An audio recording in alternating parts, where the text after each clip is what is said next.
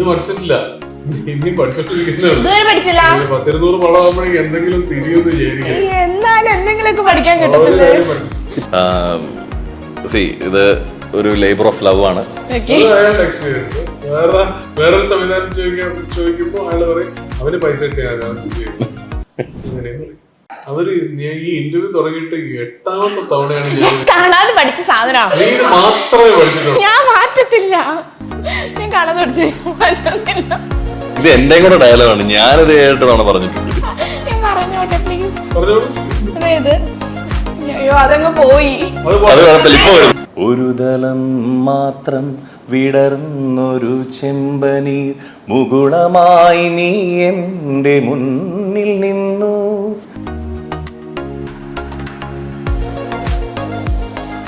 Hi guys, it's me Shahana. Welcome to show. ഇന്ന് നമ്മൾ വന്നിരിക്കുന്നത് ചെക്ക്മേറ്റ് എന്ന മൂവിയുടെ വിശേഷങ്ങൾ പങ്കുവെക്കാനാണ്. അതിന് നമ്മുടെ ഒപ്പം ഉള്ളത് മൂവിയിലെ നമ്മുടെ എല്ലാവരുടെയും പ്രിയപ്പെട്ട അനൂപ് മേനോൻ ആൻഡ് ഡയറക്ടർ രതീഷ് ശേഖറാണ് ഇന്ന് നമ്മുടെ കൂടെ ഉള്ളത്. Welcome to show. അനൂപേട്ടൻ എനിക്കൊന്ന് ചെറിയൊരു ഗ്യാപ്പിന് ശേഷം ഉള്ളൊരു മൂവിയാണ് ചെക്ക്മേറ്റ്. സോ എന്താണ് ചെക്ക്മേറ്റിനെ പറ്റി പറയാനുള്ളത്? ചെക്ക്മേറ്റ്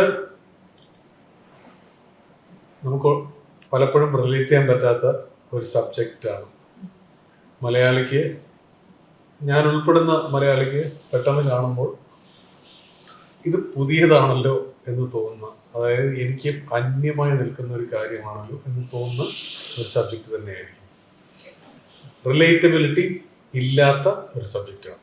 അതായത് നമ്മൾ കണ്ട കഥയാണ്, അല്ലെങ്കിൽ നമ്മുടെ അപ്പുറത്തെ വീട്ടിൽ നടക്കുന്ന ആ റിലേറ്റബിലിറ്റി ഇതിന് കിട്ടില്ല. കാരണം ഇത് നമ്മുടെ അപ്പുറത്തെ വീട്ടിൽ നടക്കുന്ന കഥയോ നമ്മൾ മാതൃഭൂമിയിലെ മനോരമയിലെ വായിക്കുന്ന കഥയോ ഒന്നുമല്ല. ഇത് നമ്മൾ കേട്ടിട്ടുണ്ടാവാം, പക്ഷെ അധികം സഞ്ചരിച്ചിട്ടില്ലാത്ത ഒരു സിനിമയാണ്. എന്തെങ്കിലും കളീനെ ഡിപ്പെൻഡബിൾ ആയിട്ടുള്ള ഒരു മൂവിയാണോ? ട്രെയിലറിലും ചെസ് കാണുന്നുണ്ട്, പോസ്റ്റേഴ്സിന് ചെസ് ഉണ്ട്.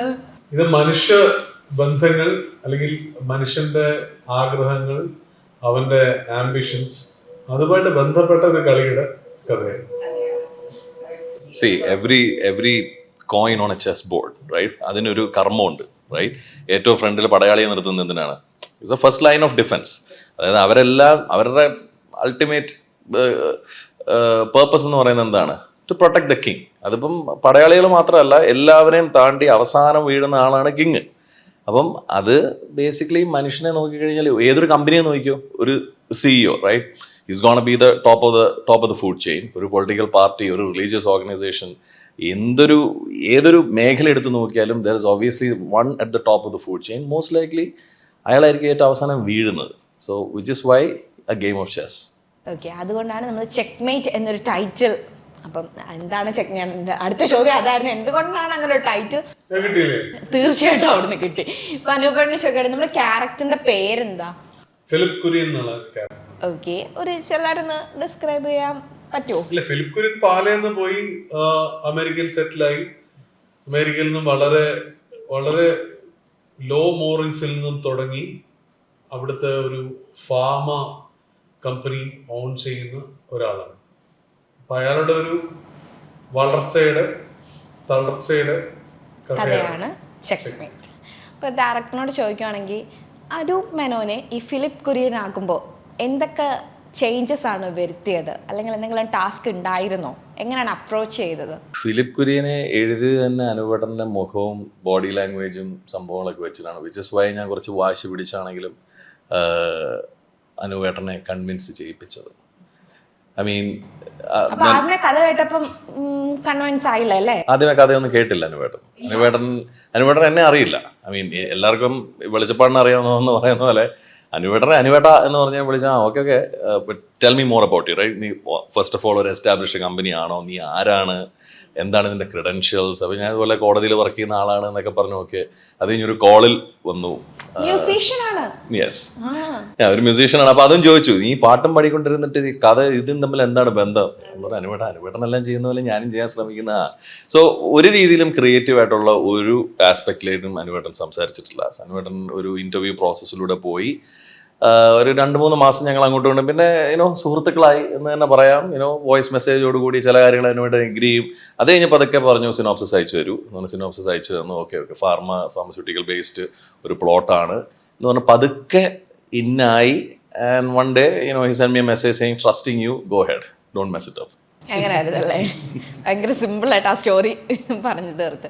ഇപ്പം മ്യൂസീഷ്യനാണ്, അതിൽ നിന്നാണ് ഡയറക്ടറിലേക്ക് വന്നത്. സോ അനൂപേട്ടൻ എങ്ങനെയായിരുന്നു രതീഷ് സാറിനെ അപ്രോച്ച് ചെയ്തത്? ഇപ്പോൾ പുള്ളി അപ്രോച്ച് ചെയ്തപ്പോൾ എങ്ങനെയായിരുന്നു? ഇല്ല, രതീഷ് ഇതൊരു വലിയ പ്രോസസ്സായിരുന്നു ഇതിൻ്റെ ഒരു committing this film for various reasons. പക്ഷെ വൺസ് ഐ വാസ് ദെയർ, എനിക്ക് ഇവരുടെ ഈ ടീം കണ്ട സമയത്ത് അത് ഞാൻ അങ്ങനെ ഒരു ടീം ഇവിടെ കണ്ടിട്ടില്ല.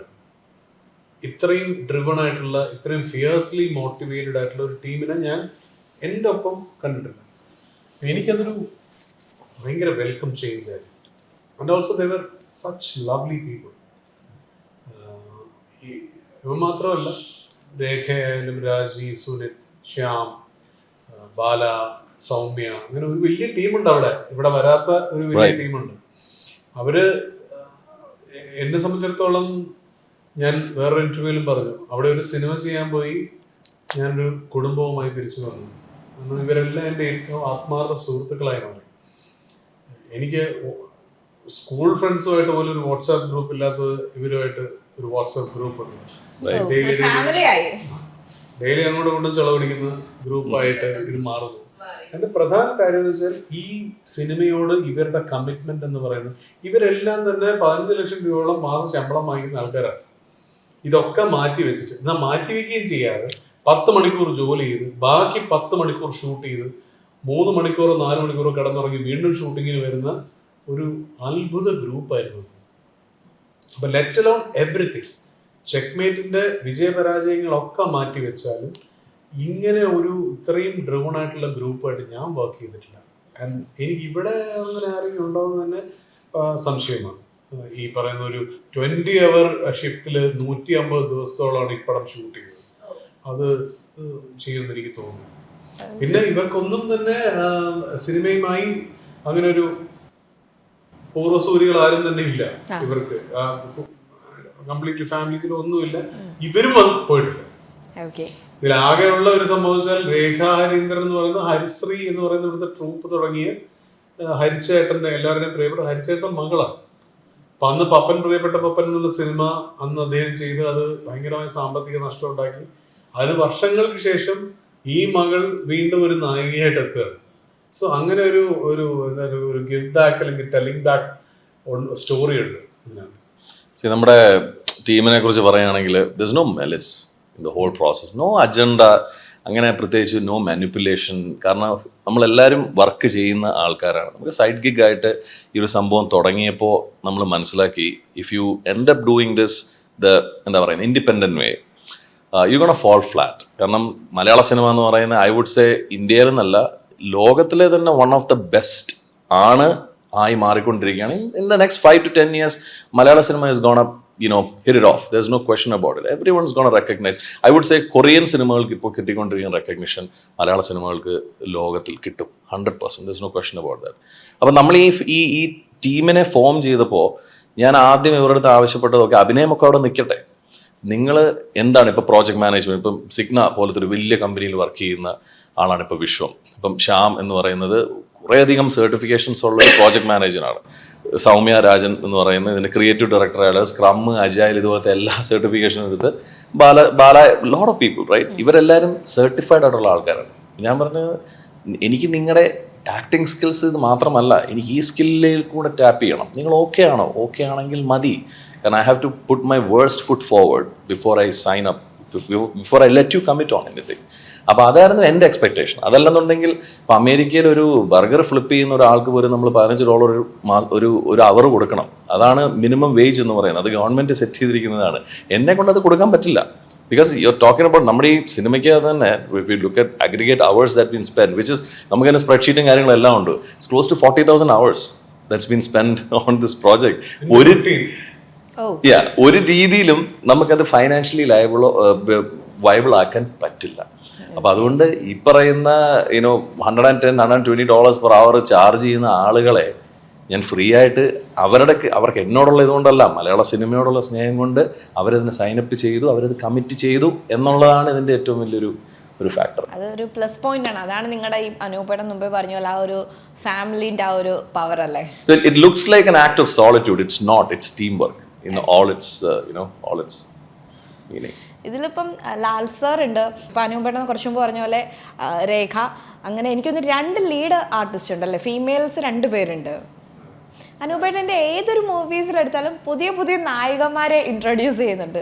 അതെന്താ അങ്ങനെ ചെയ്യുന്നത്? പുതിയ ഉള്ള നായികമാരുടെ കൂടെ വർക്ക് ചെയ്യാത്തോണ്ടായിരിക്കും. അവരെ വിളിച്ച വരാതുണ്ടോ പുതിയ ആൾക്കാർ? പക്ഷെ പുതിയ ആൾക്കാർക്ക് അവസരങ്ങൾ കൊടുക്കുന്നത് നല്ലതല്ലേ? നമ്മളും പുതിയ ആളാണല്ലോ, നമ്മളിപ്പോഴും എൻ്റർ ആയിട്ടില്ല. അങ്ങനെ പറയരുത്. ഇപ്പം അനൂപേട്ടനെ എടുക്കുകയാണെങ്കിൽ ആക്ടറാണ്, റൈറ്ററാണ്, ഡയറക്ടറാണ്, എല്ലാ മേഖലയിലും അനൂപേട്ടൻ പോയിട്ടുണ്ട്. ഇനി നെക്സ്റ്റ് ഇനി പോകാൻ പ്ലാനുള്ള പാട്ട് പാടുന്നുമ്പോ പാടുന്നത് ഞാൻ കേട്ടു. ഒരു 2 പേര് പാടൂ, 2 പേരും കൂടെ ചേർന്ന് പാടും. ഒന്നുമില്ല, അനൂപേട്ടന്റെ വോയിസ് ഈ പാട്ടൊക്കെ നമുക്ക് ആഗ്രഹം കാണത്തില്ലേ? ഞാൻ ഈ തിങ്കളാഴ്ചകളിൽ പാടാറില്ല. തിങ്കളാഴ്ച 7:10 സാരല്ല. ഇപ്പൊ നല്ല രാഹു അടിപൊളി ടൈമാണ്. അല്ല രാവിലെ മാറി നല്ല ടൈമാണൊക്കെ. നല്ല രാഹുകാലം ഞാൻ ആദ്യമായിട്ട് ബുധനാഴ്ച കഴിഞ്ഞിട്ട് പാടാം. അതെന്താ? ഒരു വ്രതമാണ്. ബുധനാഴ്ച. ഓക്കെ, ബുധനാഴ്ച കഴിഞ്ഞിട്ട് അനൂപേട്ടന് പാട്ടെടുക്കാൻ വേണ്ടി മാത്രം നമുക്ക് പോകാം. ഓക്കെ, മൂവിന്റെ സോങ് ഇപ്പം സാറ് തന്നെയാണ് നമ്മൾ മ്യൂസിക്കും ചെയ്തേക്കുന്നത്. അപ്പം ടോട്ടൽ എത്ര സോങ് ഉണ്ട് നമ്മുടെ മൂവിയിൽ? ടോട്ടൽ 10 സോങ് ഉണ്ട്.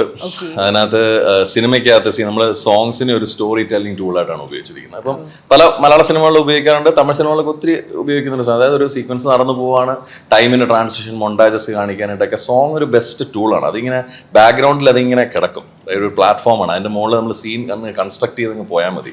അപ്പോൾ അങ്ങനെ ഉപയോഗിച്ചിരിക്കുന്ന ഒരു 5ഓളം ഗാനങ്ങളുണ്ട്. പിന്നെ ബാക്ക്ഗ്രൗണ്ട് സ്കോറായിട്ട് ഉപയോഗിച്ചിരിക്കുന്ന ഒരു ഇംഗ്ലീഷ് പാട്ടുണ്ട്, പിന്നെ ഒരു പോയട്രി സീക്വൻസ് ഉണ്ട്, ലവ് ലെറ്റർ സീക്വൻസ് ഉണ്ട്.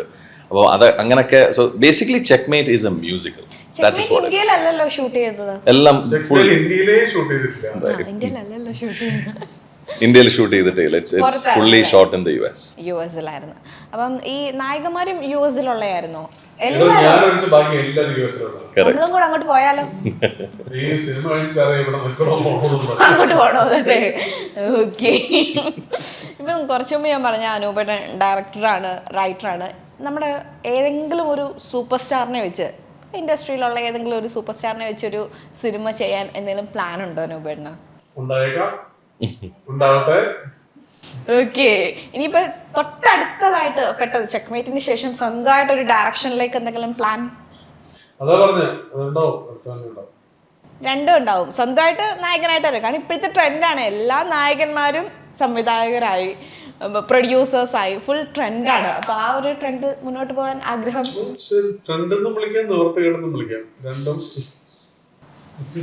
എനിക്കൊന്ന് once you become a brand you can just do whatever you want. അതൊരു ശരിയായ ഒരു സംഭവം ആണോ? അത് ഒരിക്കൽ ബ്രാൻഡ് എസ്റ്റാബ്ലിഷ് ചെയ്ത ഫേസ് വാല്യൂ ഉണ്ട്.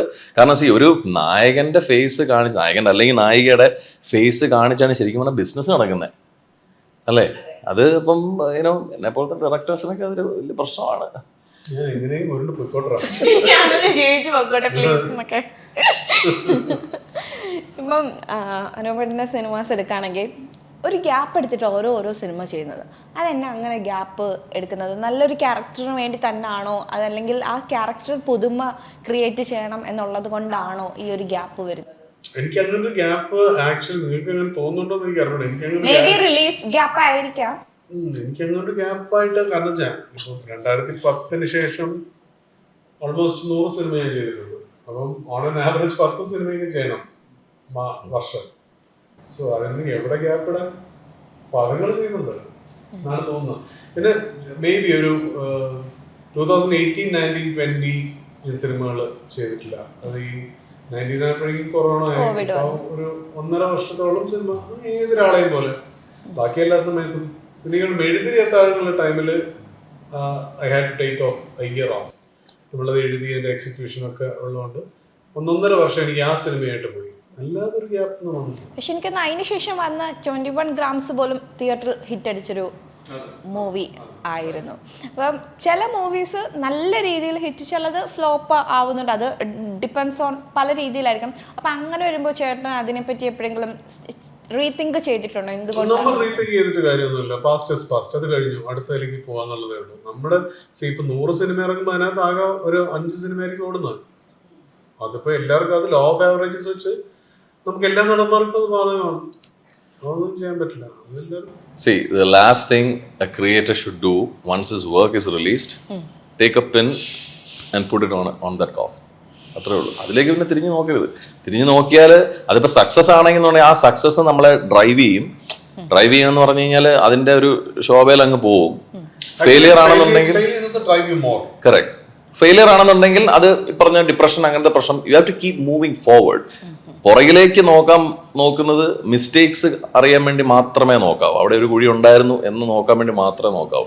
സക്സസ് ആണെന്നുണ്ടെങ്കിൽ പോലും യു കാൺ ഗെറ്റ് എന്താ പറയുന്നത്, ഡ്രിവൺ ബൈ ഇറ്റ്. ഓക്കെ.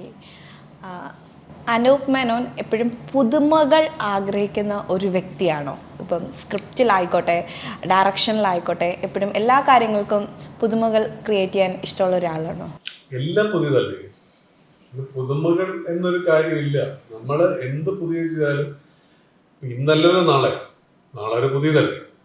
അപ്പം നമ്മളതിനു വേണ്ടി ആഗ്രഹിക്കേണ്ട കാര്യമില്ല. അത് ബൈ ഡിഫോൾട്ട് പുതിയതാണ് ഓരോ ദിവസവും, ഓരോ സിനിമയും എല്ലാം.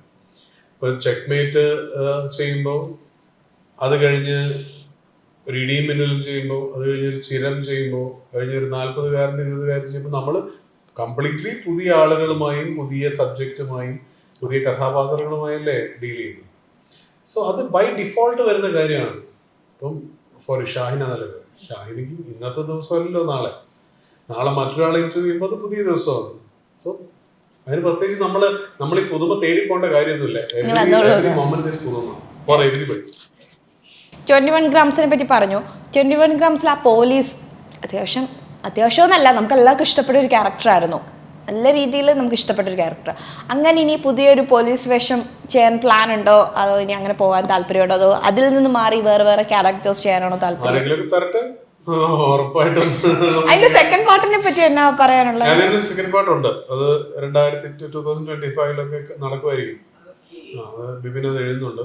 ഒരു സെക്കൻഡ് പാർട്ട്, ആ ക്യാരക്ടറിന് ഒരു സെക്കൻഡ് പോർഷൻ ഉണ്ട്. ഒരു സീക്വൽ അല്ല, മറ്റൊരു കേസുമായിട്ട് നന്ദകിഷോർ വരുമാനിക്കാം. ഓഹോ, അപ്പോൾ നമുക്ക് പ്രതീക്ഷിച്ച് തന്നെ ഇരിക്കാം 21 ഗ്രാംസിന് വേണ്ടിയല്ലേ? ഓക്കെ. ഇപ്പം ഡയറക്ടർ നമ്മൾ ഈ മൂവിക്ക് വേണ്ടി എഴുതിയിട്ടുണ്ട്, പാടിയിട്ടുണ്ടോ? അതെ, ഒരു പാട്ട്. അതല്ലോട്ടാ ഞാൻ വരുന്നത്. ഒരു 2 വരി പാട്ട്, മൂവിയുടെ സോങ് റിവീൽ ചെയ്യാൻ പറ്റുമെങ്കിൽ. ആ ഓക്കെ, റെഡി. ഫ്രണ്ടിലോട്ടൊക്കെ ഇരിക്കണം, പ്രശ്നമാണ്. ചിത്ര ചേച്ചിയുടെ അനുഗ്രഹവും ക്ഷമാപണത്തോടു കൂടി.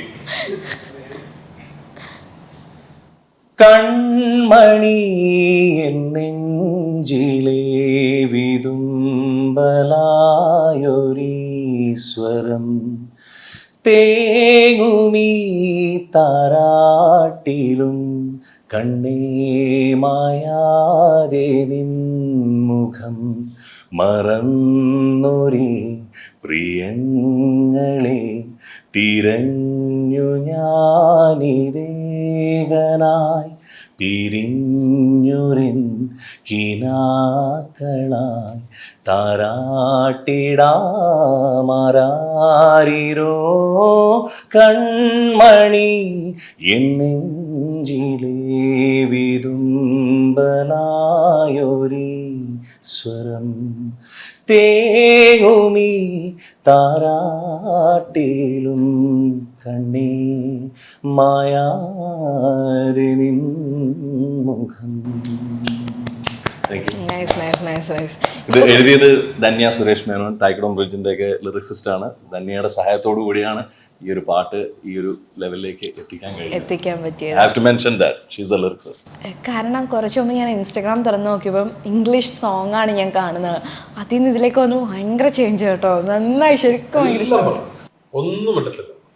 എല്ലാം ഞങ്ങൾ പിടിക്കാത്ത ഞങ്ങൾ ഒന്നും വിടത്തില്ലെന്നൊക്കെ. ഒരു 5-6 മ്യൂസിക് കോൺസേർട്ട് പോലും ഞാൻ നടത്തിയിട്ടുണ്ട് ഇതിനു വേണ്ടി ഫണ്ട് റൈസ് ചെയ്യാൻ വേണ്ടിയിട്ട്. ഓ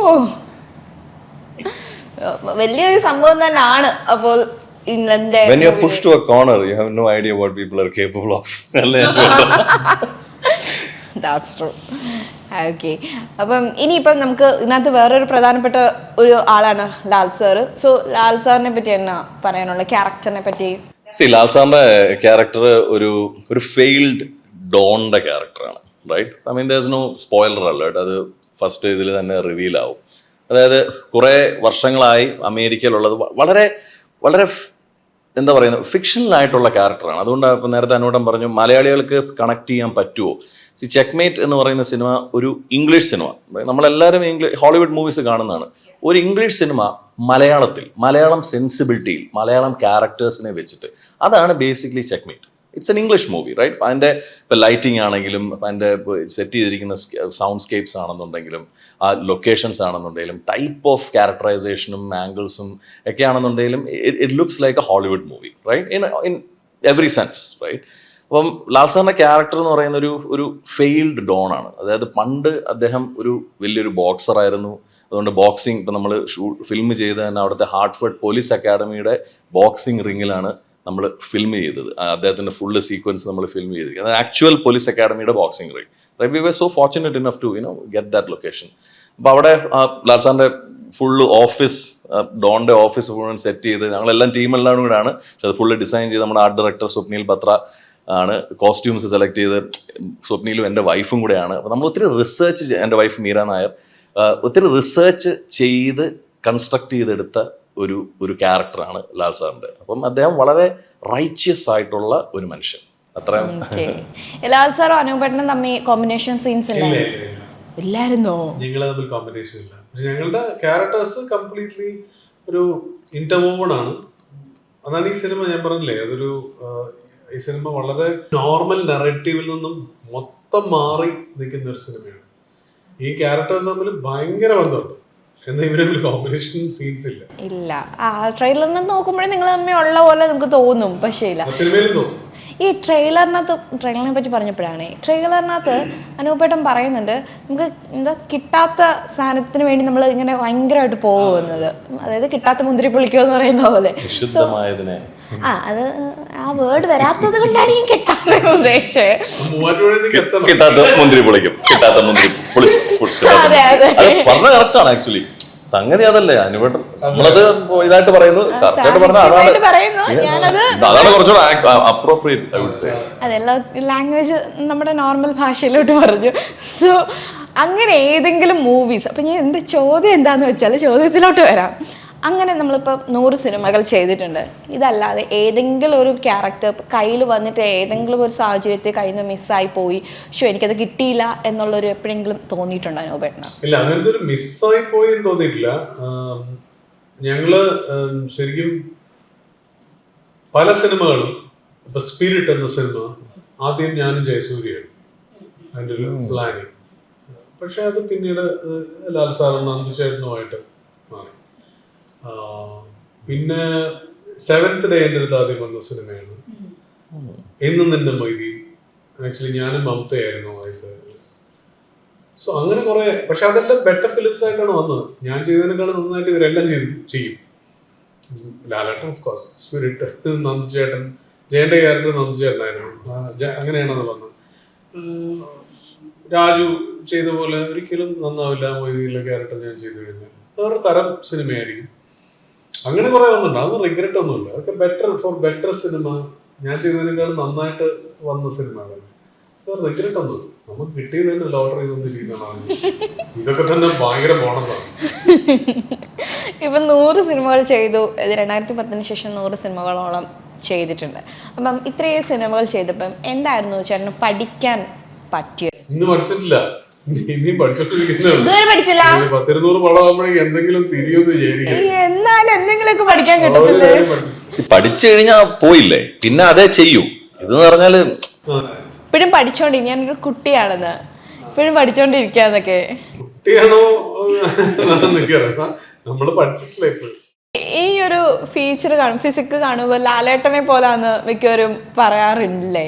അത് കേൾക്കുമ്പോൾ എങ്ങനെ തോന്നാറുള്ളത്? പ്രത്യേകിച്ചും തോന്നാറില്ല. എപ്പോഴെങ്കിലും ചേഞ്ച് വരുത്തണമെന്ന് തോന്നിയിട്ടുണ്ടോ? ഒന്നുമില്ല. ഇങ്ങനെയൊക്കെ തന്നെ ഇല്ലേ, ഇങ്ങനെയൊക്കെ തന്നെ ഉരുട്ട് പോകുന്നുണ്ട്. അതിന്റെ ഭാഗ്യം. ഇപ്പം എല്ലാം മാറ്റി നിർത്താം. അടുത്ത ചോദ്യം. അനൂപേട്ടൻ ഈ പറഞ്ഞ പോലെ ഡയറക്ടറാണ്, റൈറ്ററാണ്, ആക്ടറാണ്. അതൊരു ഈ ഇന്റർവ്യൂ തുടങ്ങിയിട്ട് 8ാമത്തെ തവണയാണ് ഞാൻ കാണാതെ പഠിച്ച സാധനമാണ്. മാത്രമേ പഠിച്ചിട്ടുള്ളൂ. ഞാൻ മാറ്റത്തില്ല, ഞാൻ കാണാതെ പഠിച്ചു. ഇത് എന്റെ കൂടെ ഡയലോഗാണ്. ഞാനിത് 7 തവണ പറഞ്ഞിട്ടുണ്ട്. എനിക്ക് അനുകൂടെ കൗണ്ട് ചെയ്ത് എന്റെ കൂടെ കൂട്ടിയാണ്. അതെ, അത് മാത്രമല്ല ഇതിപ്പം കേൾക്കുന്നത് വിചാരിക്കുന്നത് ആക്ച്വലി ഇതൊന്നും അല്ലേ, ഇവിടെ ഇങ്ങനെ ഇത് തന്നെ. എന്നാലും നമ്മൾ വീണ്ടും വീണ്ടും പറയുന്ന ഒരു രസമല്ല, അതൊരു പവറായില്ലേ? ഒരു തവണയും കൂടെ വയ്യ. ഇല്ല, ഈ ഒരു തവണ ഇതോടുകൂടി നമുക്ക് നിർത്താം. മതി മതി, നമുക്ക് ഇതോടുകൂടി ഞാൻ പറഞ്ഞോട്ടെ പ്ലീസ്. പറഞ്ഞോളൂ. അതായത് അയ്യോ അതങ്ങ് പോയി. അതെ, ഇല്ല ചോദ്യം എന്താന്ന് വെച്ചാല് സംഭവമാണല്ലോ, ഇപ്പൊ സ്റ്റാർഡം ഉള്ളൊരു ആക്ടറാണ്, നമുക്ക് അത് തന്നെ പറയാം. ബാക്കി എല്ലാം മായ്ച്ചളഞ്ഞു.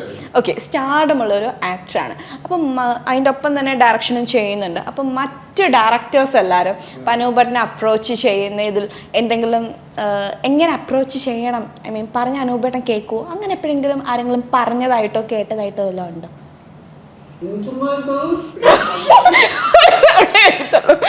ഒരു തവണ പറയാൻ പറ്റത്തുള്ളൂ, ഇനി മാറ്റും. ഇനി പറഞ്ഞാൽ പോകും, ശരിയാവത്തില്ല.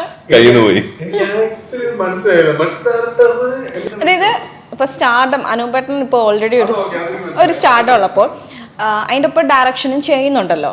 അപ്പം മറ്റൊരു ഡയറക്ടർ ഇപ്പോൾ പറഞ്ഞ പോലെ സാറ് തന്നെ ന്യൂ കമറാണ്. ന്യൂ കമേഴ്സ് ഇപ്പോൾ അനൂപേട്ടനിലോട്ട് അപ്രോച്ച് ചെയ്യാൻ നേരം അവരെങ്ങനെയായിരിക്കും അപ്രോച്ച് ചെയ്യണം? അയ്യോ എൻ്റെ ചോദ്യം എന്തായിരുന്നു, കയ്യിൽ പോയി. അല്ല, അപ്രോച്ച് ചെയ്യുന്ന ആ ഒരു ടൈമിലേ പുതിയ ആൾക്കാർ വരുമ്പോൾ ഓക്കെ ഇദ്ദേഹം ഓൾറെഡി ഒരു സ്റ്റാർഡുള്ള ഒരാളാണ്, ഓ അദ്ദേഹത്തെ അപ്രോച്ച് ചെയ്യുമ്പോൾ എങ്ങനെ ആയിരിക്കും, പുള്ളി എങ്ങനെ ആയിരിക്കും ബിഹേവ് ചെയ്യുക എന്നൊരു ഭയം ഇൻ കേസ് നിങ്ങളുടെ ഒരു കോൺവെർസേഷനിൽ പോലും സാറ് പറഞ്ഞിട്ടുണ്ടോ? എന്നെ അങ്ങനെ ആർക്കും ഒരു പേടിയില്ല. വളരെ ഈസി ആയിട്ട് വിളിക്കും, പടം ചെയ്യാൻ പറ്റുമോ എന്ന് ചോദിക്കും. ഇവൻ ചിലപ്പോൾ ചേട്ടാന്ന് വിളിക്കുമായിരിക്കും, ചിലര് ഇടാന്ന് വിളിക്കും.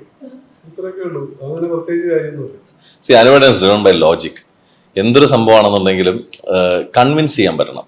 എന്ന് വെച്ചാൽ കൺവിൻസ് ചെയ്യാൻ പറ്റാന്ന് പറഞ്ഞാൽ ഒരു കോൺസെപ്റ്റിൽ, കാരണം അദ്ദേഹത്തിന് വായിക്കുന്ന ഒരാളാണ്, ഒരു കോൺസെപ്റ്റ് എക്സ്പ്ലെയിൻ ചെയ്ത് കഴിഞ്ഞാൽ അത് you have to complete the circle. Once you complete the circle, okay now I get it. ആ ഒരു ആള് കേൾക്കുമ്പോൾ തന്നെ ഞാൻ പറയുമ്പോൾ ദൈവമേ രക്ഷപ്പെട്ടു, ഇനിയിപ്പം പ്രശ്നമില്ല എന്നുള്ള ആ ഒരു രീതിയിൽ. പക്ഷെ കൺവിൻസ് ചെയ്യുന്നത്, he's driven by logic, is not driven by finance, is not driven by anything else, is driven by logic. അതായിരുന്നു എന്റെ എക്സ്പീരിയൻസ്. വേറൊരു സംവിധാനം ചോദിക്കുമ്പോ അയാള് പറയും അവന് പൈസ കിട്ടിയാൽ അങ്ങനെയും പറയല്ലേ. പക്ഷെ എന്നാലും അനൂപേട്ടൻ ഭയങ്കര സിമ്പിൾ ആൻഡ് ഹംബിൾ ആളാണെന്ന്. അത്രേ ഉള്ളൂ അല്ലേ? ഓക്കെ, എങ്കിൽ ഡയറക്ടർ വേറൊരു സോങ്, ഒരു നല്ലൊരു സോങ് അനൂപേട്ടൻ ഒരു സോങ് സജസ്റ്റ് ചെയ്യൂ പ്ലീസ്. ഞാൻ മറ്റേ പാട്ട് പാടാ, നമ്മുടെ ഹിന്ദി പാട്, അല്ലെങ്കിൽ മറ്റേ ഒരു തലം മാത്രം പാട്. താങ്കൾ പാടും. എനിക്കറിയത്തില്ല പാടാൻ, ഇത്ര എനിക്കറിയൂ. Come on. ഓക്കെ. ഒരു തലം മാത്രം, ഒരു തലം മാത്രം വിടർന്നൊരു ചെമ്പനീർ മുകുളമായി നീ എൻ്റെ മുന്നിൽ നിന്നു. ഒരു തലം മാത്രം വിടർന്നൊരു ചെമ്പനീർ മുകുളമായി നീ എൻ്റെ മുന്നിൽ നിന്നു. കരളകപോലങ്ങൾ ഞുള്ളി നോവിക്കാതെ തഴുകാതെ ഞാൻ നോക്കി നിന്നു. വയർ ഒരു പ്രശ്നമാണ്, വർക്കൗട്ട് ചെയ്യണം. എനിവേ, നമ്മുടെ ചെക്ക്മേറ്റ് മൂവി ഓഗസ്റ്റിൽ തിയേറ്ററിൽ വരുവാണ്. സോ ഫൈനലി ഡയറക്ടറിന് എന്താണ് പറയാനുള്ളത്? ഇത് ഒരു ലേബർ ഓഫ് ലവ് ആണ്.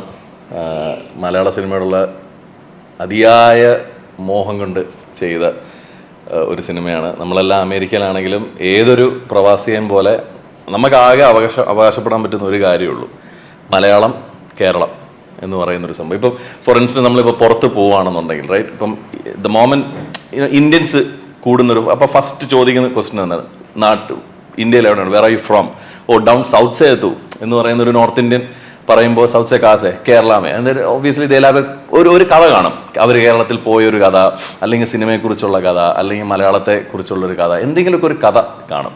അപ്പോൾ അതാണ് നമ്മുടെ ഐഡൻറ്റിറ്റി. അമേരിക്കയിൽ നമ്മുടെ ഐഡൻറ്റിറ്റി എന്ന് പറയുന്നത്, അമേരിക്കയിൽ നിന്ന് മാത്രമല്ല, ഇപ്പോൾ ദുബായ്, ഗൾഫ് എവിടെയാണെന്നുണ്ടെങ്കിലും ഏതൊരു പ്രവാസിയുടെയും ഐഡൻറ്റിറ്റി എന്ന് പറയുന്നത് മലയാളമാണ്. അതുകൊണ്ട് മാത്രമാണ് ഞങ്ങൾ ഈ മലയാള സിനിമ എടുക്കാൻ തന്നെ തീരുമാനിച്ചത്. ഇതുപോലൊരു ഒരു ഒരു ഒരു ലാൻഡ്സ്കേപ്പ് സെറ്റ് ചെയ്ത്, അത് മലയാള സിനിമയോടുള്ള വിശ്വാസം, മലയാളം ഓഡിയൻസിൻ്റെ ഇൻ്റലിജൻസിലുള്ള ഒരു വിശ്വാസം കൊണ്ട് ചെയ്തതാണ്. Give it a try.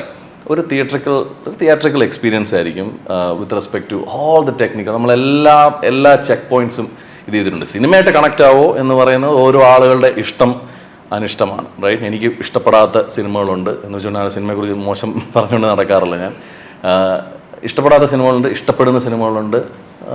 ചിലപ്പോൾ പല ആളുകൾക്കും അത് ഇഷ്ടപ്പെട്ടേക്കാം, അത്രയേ ഉള്ളൂ. യെസ്, അനൂപേട്ടാ എന്നാ പറയാനുള്ള മൂവിനെ പറ്റി? എന്നാ പറയാനാ വെച്ചേ, ഒന്ന് പടം കണ്ടേച്ചും പോകും. ഓഗസ്റ്റ് തിയേറ്ററിൽ വരുമല്ലേ, ഇത്രേ ഉള്ളൂ. എല്ലാവരും വന്ന് പണം കണ്ടേച്ചു പോയാണ്. ഓക്കെ, എന്നാലും തിയേറ്ററിൽ വരുവാണ്. ഞങ്ങളെല്ലാവരും ഈ പറഞ്ഞ പോലെ എല്ലാ എക്സ്പെക്റ്റേഷനോട് കൂടിയാണ് ഇരിക്കുന്നത്, എന്തായിരിക്കും മൂവി എന്നുള്ള രീതിയിൽ. സോ ഞങ്ങളെല്ലാം കാണാൻ റെഡി ആയിട്ടിരിക്കുകയാണ്. സോ ഇത്രയും നേരം വന്ന് താങ്ക് യു സോ മച്ച്. എന്നാലും താങ്കളുടെ ഡയറക്ടറും Absolutely great experience. Thank you. Thank you.